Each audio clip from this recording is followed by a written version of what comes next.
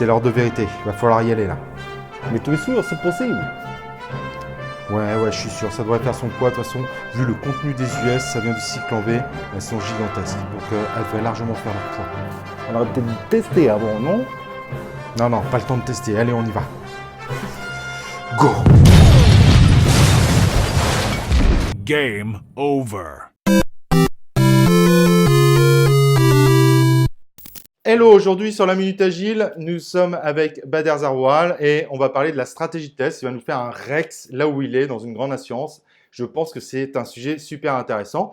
Ce que je te propose, ça va être de te présenter. Merci, bienvenue à la Minute Agile. Effectivement, je me présente rapidement. Je suis Bader Zarwal, Scrum Master et facilitateur de l'agilité, passionné et intéressé par des sujets importants comme la stratégie de test qu'on va essayer de vous présenter rapidement aujourd'hui. Donc déjà, ce qui peut être intéressant, c'est de partir de l'origine du manifeste agile. Donc, je suppose pour toutes les personnes qui sont vraiment intéressées par le test, on va partir de l'origine et tu vas nous expliquer pourquoi ces tests sont importants, je suppose. Oui, effectivement, c'est ça. Donc, si on part sur le manifeste agile qui dit qu'il faut rendre les équipes Scrum et les équipes agiles pluridisciplinaires. Donc là, l'enjeu, c'est de rajouter la compétence de testing au sein de nos équipes et au sein d'une équipe Scrum.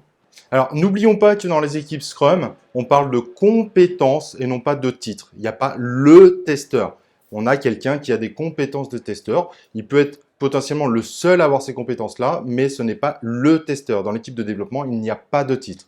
En revanche, la personne qui a les compétences de test fait évidemment partie de cette équipe de développement. Ce que je te propose, c'est de rentrer dans le vif du sujet et de nous expliquer justement quelle stratégie de test vous avez mis en place dans cette grande assurance qui pourrait, à mon avis, aider beaucoup d'autres entreprises et beaucoup d'autres équipes. Alors, ok, effectivement, ce que je vais essayer de faire, c'est de vous donner une idée globale sur ce que nous, notre équipe, a mis en place afin de répondre à cette question de mettre en place une stratégie de test.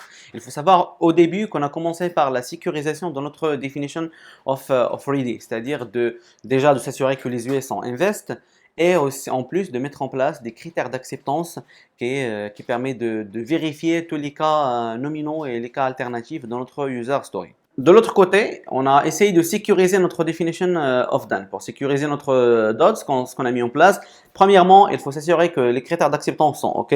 Deuxième chose, on a mis en place des tests end-to-end qui essayent de tester les user stories de bout en bout. Troisième chose, c'est qu'on a mis en place une règle par rapport aux tests unitaires. Il faut déjà que les tests unitaires sont OK, mais en plus, il faut que notre taux de couverture elle est plus que 60%.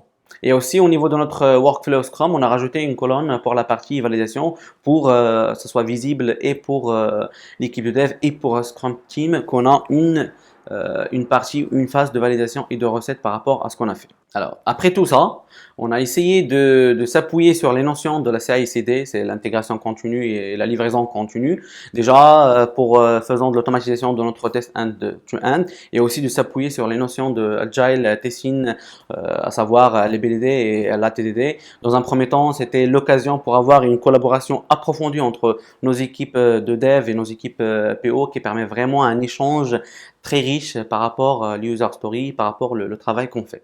Alors, autre chose qu'on a mis en place, c'est la notion de continuous testing. C'est-à-dire, on ne laisse pas tous nos US stories jusqu'à la fin du sprint pour les recetter ou les valider. C'est-à-dire, nous, ce qu'on a mis en place, c'est que une stratégie de recette régulière. C'est-à-dire, une fois c'est terminé, c'est développé, on livre et on recette. Et s'il y a des retours, on les prend en considération. Ça nous permettra aussi de mieux livrer la qualité de nos US. Dernière chose, c'est que comme il y a du pair programming, on a mis aussi en place la notion du pair testing, c'est-à-dire deux personnes qui essayent de recetter le même US, ce qui permet de monter en compétence fonctionnellement sur les différents sujets et aussi d'avoir la compétence du testing au sein de toute l'équipe. Alors, du coup, moi, j'aurais quelques questions par rapport à ça. C'est une expérience vraiment intéressante. Je pense que c'est pas mal de travail d'ailleurs pour l'ensemble de l'équipe.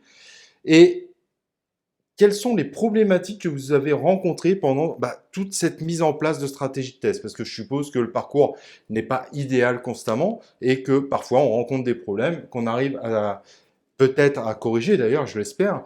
Mais quels sont les problèmes principaux que vous auriez rencontrés en mettant cette stratégie de test? Oui, parfait, tu as bien fait de poser la question, surtout que rien n'est gratuit. Donc, effectivement, on a rencontré plein de problématiques. Je peux citer trois parce que c'était les plus grands problèmes qu'on a rencontrés. La première des choses, c'était la réflexion. comment mettre en place cette réflexion, ce mindset d'avoir une stratégie de testing. Donc ça a pris beaucoup de temps, plusieurs séances de rétro, plusieurs ateliers de réflexion entre toute l'équipe Scrum et avec l'équipe de dev, avec les PO, ça d'une part. Deuxième chose, il y avait un problème lié à la vélocité, parce que notre vélocité a baissé quand même, et du coup, il y avait des remarques vis-à-vis les parties prenantes en disant, voilà, la vélocité a baissé, pourquoi, qu'est-ce qui se passe? Et par contre, ce qu'on a fait, lorsqu'on a commencé à livrer des produits, des incréments de qualité, là, on a recommencé de gagner la confiance des parties prenantes. Alors, troisième problème qu'on a rencontré, c'est un problème fameux, c'est le problème de la gouvernance. Qui fait quoi exactement? Est-ce que c'est les PO? Est-ce que c'est le Scrum? Est-ce que c'est les équipes de dev? Donc, c'était un peu compliqué. Mais ce qu'on s'est dit, ça a été une réflexion, je dirais, très interactive de l'équipe, c'est que c'est une coécriture de toute l'équipe Scrum. En fait, on participait tous et toutes sur cette partie-là pour bien rédiger les critères d'acceptance par rapport aux New User Stories.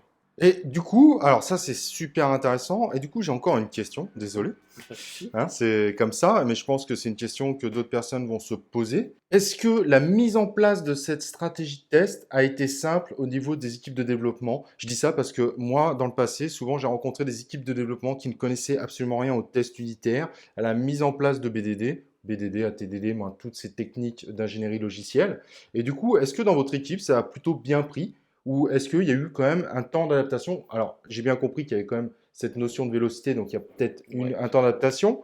Mais du coup, est-ce qu'il y a eu un vrai besoin d'accompagnement ou d'adaptation à l'équipe pour réussir réellement à bien faire ces tests? Alors, encore une fois, c'est une très bonne question. D'ailleurs, tu poses des bonnes questions. C'est ça qui va enrichir notre discussion, notre retard d'expérience sur cette mise en place de stratégie. Effectivement, vis-à-vis de l'équipe de dev, c'était pas facile au début. Le problème de vélocité que je viens de dire et que je viens de reciter. Par contre, l'avantage de notre équipe, que techniquement parlant, ils étaient déjà à l'aise avec tout ce qui est CI/CD, parce que nous, on avait la politique DevOps qui était déjà mise en place, test unitaire avec une couverture. Tout ça, c'était déjà en place.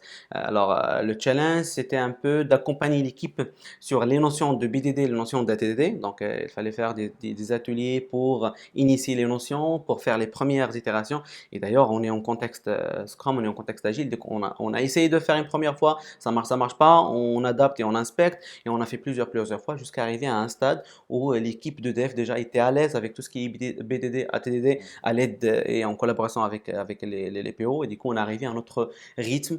Là, on est un peu, je dirais, tranquille sur cette partie du stratégie test. Mais il faut toujours chercher le problème pour trouver d'autres solutions. Ok, très intéressant. Du coup, je vois également une chose dans tout ce que tu m'expliques, je trouve vraiment intéressant, c'est que j'ai l'impression aussi de voir un rapprochement entre peut-être le PO, l'équipe de développement, d'avoir une vraie équipe, ce qui n'est pas forcément le cas dans toutes les entreprises où on va. Donc, j'ai l'impression qu'il y a un vrai rapprochement. Donc, ça, c'est très intéressant également. Et la dernière question que je pense qui peut être intéressante avant de clore ce sujet, c'est toi, personnellement, qu'est-ce que tu as apporté cette aventure de la mise en place de stratégies de test? Si je me permets de répondre à ta question d'une façon un peu diplomate, je peux dire que l'expérience m'a permis vraiment de dire comment mener toute l'équipe Scrum à faire des réflexions collectives qui s'intéressent au produit. Et du coup, on ne s'intéresse pas à qui fait quoi, mais on s'intéresse vraiment au produit, parce qu'en fin de compte, ce qui compte pour nous, c'est l'incrément fonctionnel qui compte. Et du coup, tout ce qu'on a mis en place, c'est pour avoir un incrément fonctionnel itératif et de qualité. Voilà, j'espère que ça vous aura apporté beaucoup de choses, beaucoup d'idées autour de la stratégie de test et de voir que tout est possible. Et ça, c'est intéressant. Parfois, de mettre en place la stratégie de test, ça peut faire peur, mais au final, ça apporte beaucoup, comme nous a bien précisé Bader. Donc ça, c'est très intéressant. Et nous, on va se retrouver dans un prochain épisode de la Minute Agile. N'hésitez pas à vous inscrire sur notre chaîne YouTube et à cliquer sur l'icône de notification afin de recevoir nos dernières vidéos en notification. Et donc, on se retrouve pour un prochain épisode de la Minute Agile.